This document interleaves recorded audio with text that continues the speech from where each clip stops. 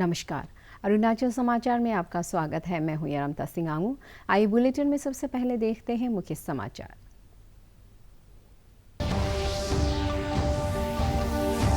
पूर्वोत्तर का दौरा कर रहे केंद्रीय गृह मंत्री अमित शाह ने गुवाहाटी में कई कार्यक्रमों में लिया हिस्सा। कहा, मोदी सरकार द्वारा पिछले 8 वर्षों में उठाए गए कदमों से पूर्वोत्तर में है शांति का माहौल।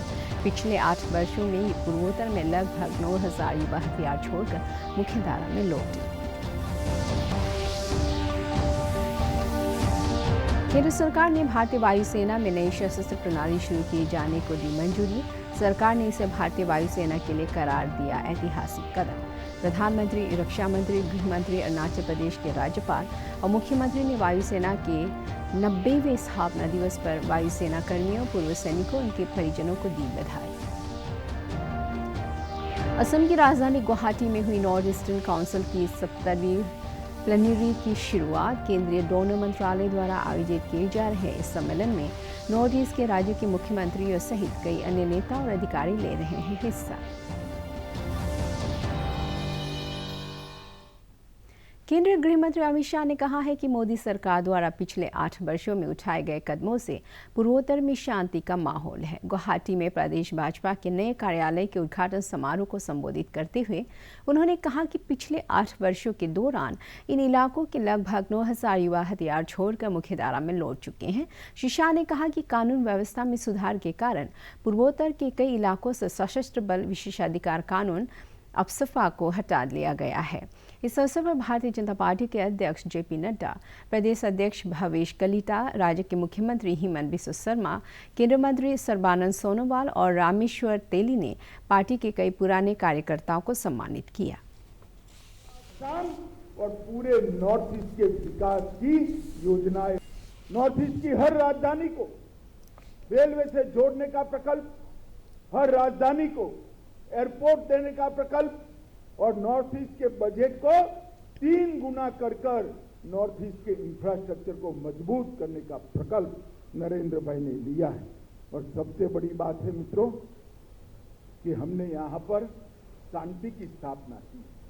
बोडो समझौता हो, ब्रू समझौता हो, ढेर सारे हथियारी ग्रुपों ने अपने हथियार डाले। 2014 से लेकर 2022 तक करीब 9,000 युवा हथियार डालकर मेन स्ट्रीम के अंदर आए हैं। और आज इसका परिणाम देखिए, 2006 से 2014 में 8,787 घटनाएं हुई थी और 2014 से 22 में वो घटनाएं घटकर 2,250 तक पहुंची है। कहां 8700, कहां 2,250। सुरक्षा बलों की मृत्यु 500 से ज्यादा थी, वो कम होकर 128 तक सीमित हुई है। और नागरिकों की केंद्र सरकार ने भारतीय वायुसेना में एक नई सशस्त्र प्रणाली शुरू किए जाने का मंजूरी दी है। ये शाखा भारतीय वायुसेना की युद्ध क्षमता बढ़ाएगी। रक्षा मंत्रालय ने कहा कि इसमें सतह से सतह तक मार करने वाली मिसाइलें, सतह से हवा में मार करने वाली मिसाइल, सुदूर संचालित विमान और ट्विन मल्टी क्रू विमान में हथियार प्रणाली संचालन की विशिष्ट शाखाएं शामिल है। मंत्रालय ने इसे भारतीय वायुसेना के लिए एक ऐतिहासिक कदम बताया है। इधर भारतीय वायुसेना ने आज अपनी स्थापना और उत्कृष्ट सेवा के 90 वर्ष पूरे कर लिए हैं। भारतीय वायुसेना दिवस के अवसर पर प्रधानमंत्री नरेंद्र मोदी, रक्षा मंत्री राजनाथ सिंह, केंद्रीय गृह मंत्री अमित शाह, अरुणाचल प्रदेश के राज्यपाल डॉ. बी.डी. मिश्रा और मुख्यमंत्री पेमा खांडू ने वायुसेना कर्मियों, पूर्व सैनिकों और उनके परिजनों को बधाई दी है। वायुसेना दिवस समारोह चंडीगढ़ में बैंड मार्च और परेड के साथ शुरू हुआ। इस अवसर पर वायुसेना प्रमुख एयर चीफ मार्शल विवेक राम चौधरी ने कहा कि भारतीय वायुसेना ने कठिन परिश्रम, धैर्य और पूर्व अनुभवों से गौरवशाली उपलब्धि हासिल की है। एयर चीफ मार्शल ने कहा कि अग्निपथ योजना के माध्यम से वायुसेना में वायु सैनिकों की नियुक्ति सबके लिए एक चुनौती है, लेकिन साथ ही ये भारतीय युवाओं की क्षमता उजागर करने और इसे राष्ट्र की सेवा में लगाने का अवसर भी है। Agniveer Vayu for their initial training. This number will only go up in the years to come to ensure adequate staffing. We are also planning on induction of women Agniveers starting next year. Creation of infrastructure is in progress and streamlining of trade structures is being finalized. In the last 1 year, we have had our share of challenges, and the Air Force has taken these challenges head-on and with all guns blazing.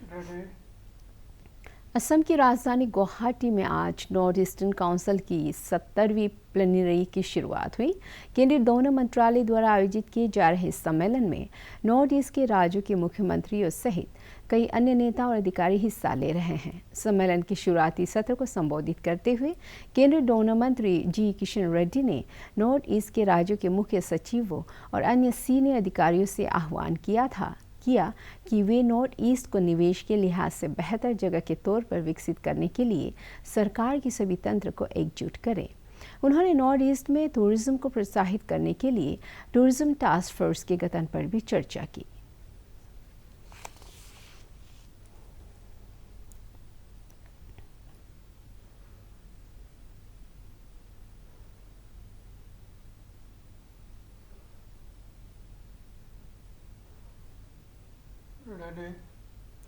भारतीय reserve bank ने digital रुपये के बारे में जागरूकता बढ़ाने के लिए केंद्रीय बैंक डिजिटल मुद्रा पर एक संकल्पना पत्र जारी किया।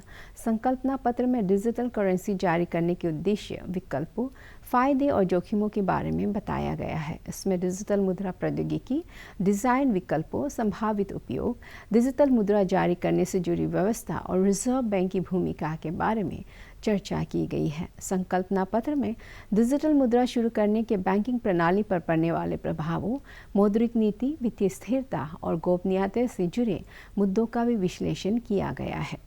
विज्ञप्ति के अनुसार रिजर्व बैंक जल्द ही विशिष्ट उपयोग के लिए प्रायोगिक आधार पर डिजिटल रुपया जारी करेगा। लोअर सियांग जिले के दीपा में कबाड़ से रोजगार के साधन पर प्रशिक्षण कार्यक्रम आयोजित किया गया। नाइजीरिया से आए कलाकार ने कबाड़ से वन्य जीवों की कलाकृति बनाने का स्थानीय युवाओं को प्रशिक्षण दिया। पायोनियर्स इको रिजॉर्ट में टायर तथा अन्य कबाड़ के सामानों से विभिन्न जीव जंतुओं की कलाकृति बनाने के विषय पर युवाओं को 1 महीने का प्रशिक्षण दिया गया। पायोनियर्स इको रिजॉर्ट के प्रबंध निदेशक परकार रुबा और उनके सहयोगी तौसीफ जफर खान के प्रयास से नाइजीरिया से आए अर्नेस्ट नौचा ओग्बोन्ना ने वन्य जीवों की कलाकृति बनाने का प्रशिक्षण दिया, जिसके तहत कबाड़ से 16 फीट ऊंचा हाथी बनाया गया है। Yeah. It's an awesome experience, and it is the need of the hour because of the way the world, the ecosystem, you're going down to the aquatic. You see the whole of aquatic, those things are killing some of these things in the river and others. So even in our environment, these things, the way they discard these materials is affecting, our being. So I think if most of us can indulge in this practice, taking the trash out of the streets, recycling from waste to wealth, I think it's going to be an awesome one, because here people are disposing them, inappropriately. So here we are trying to pick them from the streets and make people see that these things, we can recycle them, we can add beauty. राजधानी क्षेत्र के आबोतानी विद्या निकेतन नाहरलगुन में आज से inter school science fest शुरू हुआ।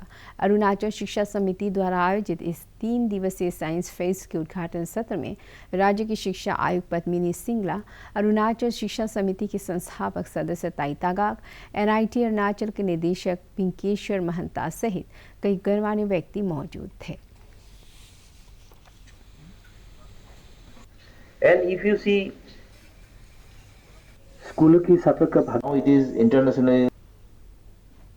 बिल्कुल सही बात है कि जो एक्टिविटीज़ है, पढ़ाई जो है कि इसका मतलब, पढ़ाई का मतलब सिर्फ क्लासरूम में बैठ के पढ़ाई करना नहीं है।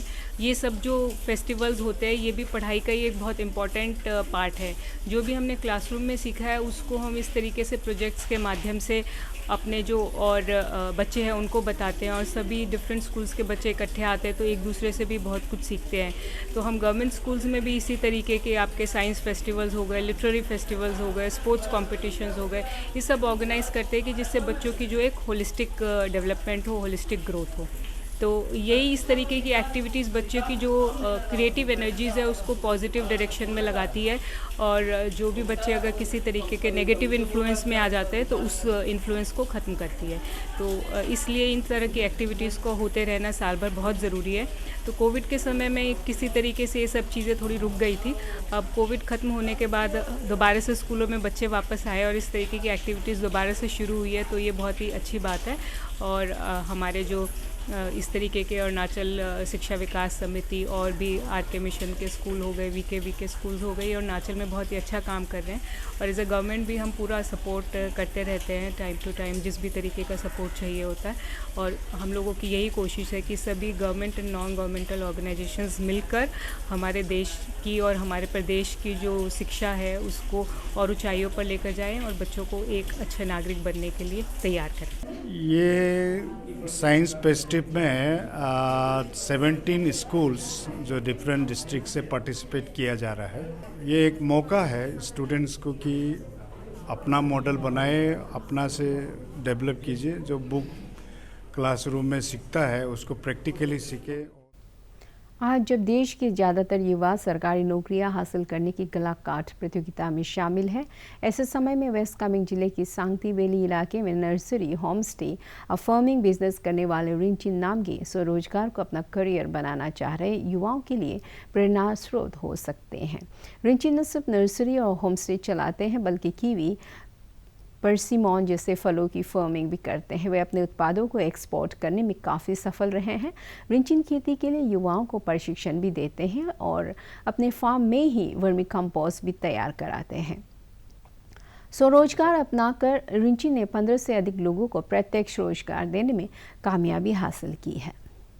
कुछ लोगों जो मेरा यहाँ जो बस्ती में कुछ लड़का लोग ऐसे हैं बिना नौकरी का बैठा हुआ, कोई क्लास 10 पढ़ के फिर खेती बाड़ी कर रहा है। तो साथ ही साथ में खेती बाड़ी में भी हम यहाँ ट्रेनिंग दे रहे हैं, साथ ही साथ में होम स्टे में भी वो लोग इन्वॉल्व कर रहा है ताकि वो लोग आगे जाके कुछ करो ये लोग भी। और जो मेरा नर्सरी में है करीबन काफ़ी बस्ती वालों को तो मैंने काफ़ी ट्रेनिंग भी दिया हुआ है। अभी जो मेरा यहाँ पे जो परमानेंट जो काम कर रहा है वो करीबन 16 एम्प्लॉय है। उन लोगों में हर मतलब पूरा महीना में उन लोगों को पेमेंट रहता है एक योजगार की तरह। तो बस उसी से थ्रू मेरा इस बिज़नेस से थ्रू मदद मिल जाता है। सो लास्ट टाइम ये कीवी प्रोडक्ट जो लास्ट ईयर मैंने ये बिग बास्केट को किया हुआ है।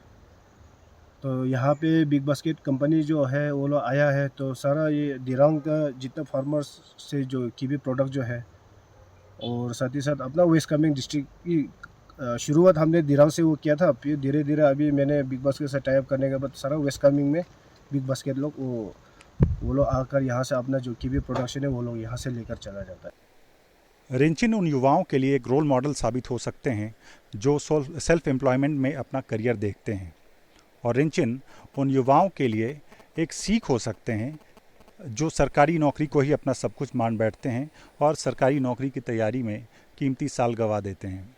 लेकिन यहाँ एक बात और गौर करने वाली है कि रिंचिन को अपने परिवार का भी पूरा समर्थन मिला है। अगर आज के युवाओं को परिवार का समर्थन मिले सेल्फ एम्प्लॉयमेंट के लिए, तो उम्मीद है कि कई युवा सरकारी नौकरियों के पीछे नहीं पड़ के सेल्फ एम्प्लॉयमेंट की तरफ आएंगे। वेस्ट कामेंग ज़िले के दिरांग से अपने सहयोगी संदीप ठाकुर के साथ मैं प्रियभांशु रंजन। लोअर दिबांग वैली जिले के रोइंग में आज भाजपा किसान मोर्चा की जिला कार्यकारिणी की बैठक हुई। इस बैठक में भाजपा किसान मोर्चा के राष्ट्रीय महासचिव डॉक्टर शंभू कुमार, प्रदेश अध्यक्ष दुंगो लुलुबांग, उपाध्यक्ष राकेश चेदा सहित कई सदस्य मौजूद थे। बैठक के दौरान केंद्र सरकार के किसानों के कल्याण से जुड़ी सभी योजनाओं का लाभ ग्राम स्तर पर किसानों तक पहुंचाने और उन्हें आत्मनिर्भर भारत मिशन के तहत कृषि, बागवानी, पशुपालन सहित विभिन्न क्षेत्रों में स्टार्टअप शुरू कराने के लिए जागरूकता अभियान चलाने पर जोर दिया गया। हमें ये जानकारी भी होनी चाहिए। हम सरकार की ओर से जो हमारे पास पंपलेट आता है, जो योजना आता है, हम जाकर किसानों के पास बताते हैं, सोशल मीडिया पर भी कोशिश करते हैं बताने का।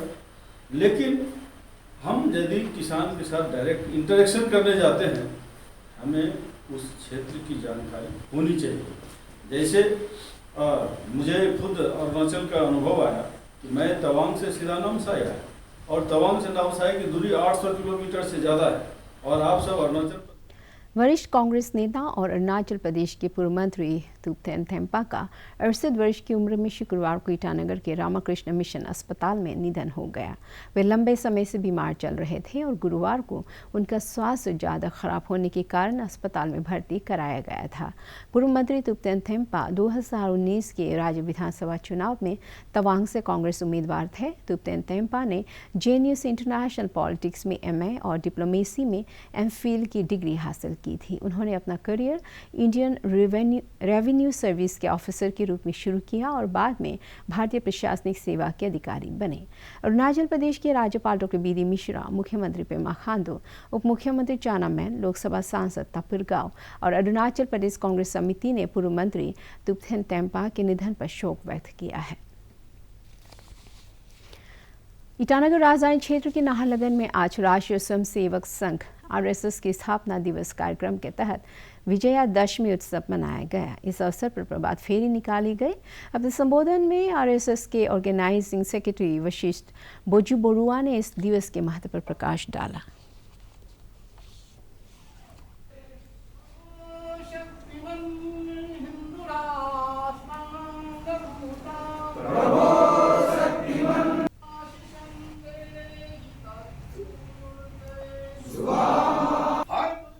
अरुणाचल समाचार के आज के अंक में इतना ही। जाने से पहले आप सभी से अनुरोध है कि कोविड-19 के दिशा निर्देशों का पालन करें, हमेशा मास्क लगाएं, बार-बार हाथ धोएं और सोशल डिस्टेंसिंग के नियमों को मानें।